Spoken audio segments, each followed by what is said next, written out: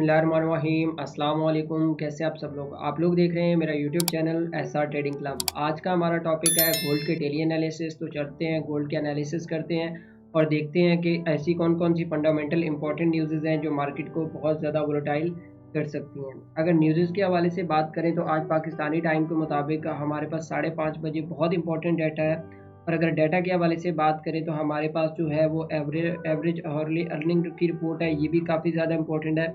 अगर इसके हवाले से बात करें तो ये प्रीवियसली जो हमारे पास आया था वो 0.1% आया था और अभी जो फोरकास्ट किया जा रहा है वो 0.3% किया जा रहा है। तो जो फोरकास्ट किया जा रहा है वो पॉजिटिव ही है। अगर 0.2% आ जाता है तो ये भी पॉजिटिव ही शुमार होगा और 0.4% आ जाता है तो वो कोई पॉजिटिव ही शुमार होगा, क्योंकि प्रीवियसली डाटा जो है वो 0.1% है। और अगर हम लोग बात करते हैं नॉन फॉर्म पेरोल की, वो हमारे पास 275 के आए थे और अभी जो फोरकास्ट किए जा रहे हैं वो 212 के किए जा रहे हैं, लेकिन ये रिपोर्ट जो है वो पॉजिटिव आने के चांसेस काफ़ी ज़्यादा हैं। और अगर हम लोग बात करते हैं अनएम्प्लॉयमेंट रेट की, और अनएम्प्लॉयमेंट रेट अगर आप देखें तो वो प्रीवियसली इनका 3.9% था और अभी भी जो है वो 3.9% ही फोरकास्ट किया जा रहा है। तो ये अगर इनमें एक चीज़ मैं आप लोगों को बता दूँ यहाँ पे कि अगर इसके फिगर्स में कमी आती है तो वो डॉलर के लिए पॉजिटिव साइन होता है, ना कि वो नेगेटिव साइन होता है।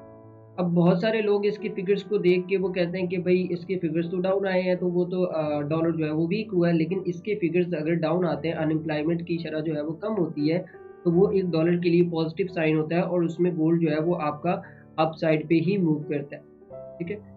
अच्छा, एक और चीज़ है, अगर ये डाटा पॉजिटिव आता है, फुली पॉजिटिव आता है, तो गोल्ड आपका जो है वो डाउन साइड पे आपको देखने को मिल सकता है।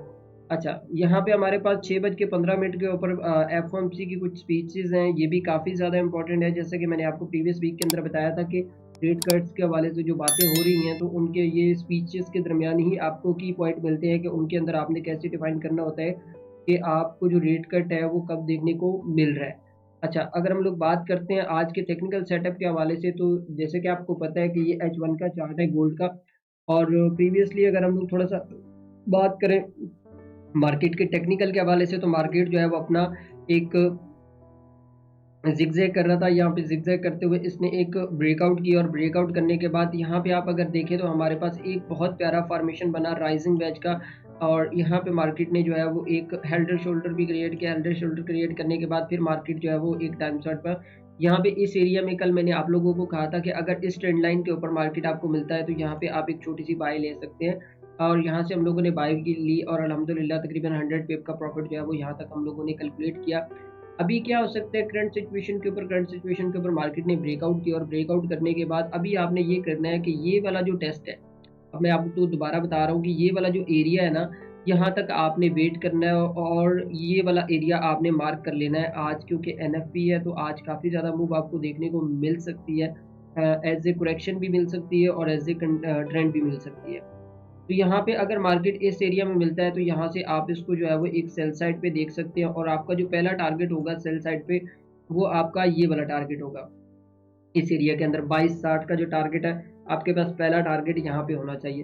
तो मार्केट जो है वो आपकी यहाँ पे 2260 तक आ सकती है। 2260 के आने के बाद यहाँ पे अगर आपको कोई एविडेंस मिल जाता है बुलिश का, तो यहाँ से आप इसको जो है वो बाय साइड पे देख सकते हैं। अगर 2260 आपका ब्रेक होता है तो फिर आपके पास जो आखिरी लेवल आता है वो आता है 2231 का लेवल। तो यहाँ से भी आप इसको जो है वो बाय साइड पे कुछ इस तरीके से देख सकते हैं। तो ये तो थे आज एनएफपी के सेटअप्स। और जैसा कि आपको पता है कि एनएफपी बहुत बड़ी न्यूज़ होती है, इसके अंदर आप लोगों ने कभी भी विदाउट स्टॉप लॉस जो है वो वर्क नहीं करना, क्योंकि काफ़ी ज़्यादा मार्केट के अंदर वॉलेटिलिटी होती है तो आपके अकाउंट जो है वो वॉश होने का खतरा बहुत ज़्यादा होता है। मैंने एनएफपी के अंदर बहुत सारे ट्रेडर्स को देखा है कि वो कंटिन्यूशनली एनएफपी के डाटा के आने के फ़ौरन बाद ट्रेड करते हैं। तो ये चीज़ बिल्कुल गलत है। अगर आपका एक्सपीरियंस है, अगर आपको पता है कि डाटा को कैसे एनालिसिस करते हैं, फिर तो आप कर सकते हैं। लेकिन मेरा मशवरा यही होता है कि आप 1 घंटा वेट कर जाएँ, एनएफपी को गुज़रने दें, फिर उसके बाद 1 घंटे के बाद आपको बहुत अच्छे ट्रेड सेटअप जो है वो देखने को मिल सकते हैं। अब आप उसको ट्रेड कर लें, लेकिन आप छोटे टाइम फ्रेम में जाके जिनका एक्सपीरियंस कम है, तो वो उनके अंदर ट्रेड ना किया करें, क्योंकि उनके अंदर वॉलेटिलिटी काफ़ी ज़्यादा होती है और आपको पता नहीं चलता है कि आपने किस तरीके से वॉल्यूम को रीड करके और टेक्निकल्स को रीड करके ट्रेड करना होता है। तो इसी के रिलेटेड जो है वो काफ़ी ज़्यादा लोग जो है वो नुकसान करते हैं एनएफपी के अंदर, और वो जो है वो अपने अकाउंट भी यहाँ तक के वॉश कर देते हैं। तो कोशिश कीजिए इस विदाउट स्टॉप लॉस बिल्कुल भी काम ना करें, इस चीज़ को सीखें, ये बहुत रिस्की बिज़नेस है, इसको सीख के करें और इंशाल्लाह आपको इससे ज़रूर फ़ायदा होगा।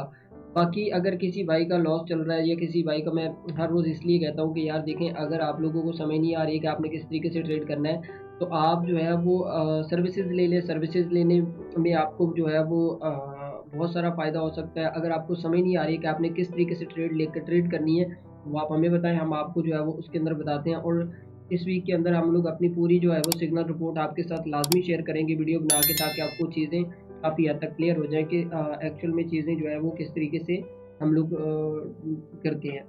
अच्छा, बाकी इस वीडियो को अपने दोस्तों के साथ लाज़मी शेयर कीजिएगा, आप दुआओं में याद रखिएगा। अल्लाह हाफ़िज़।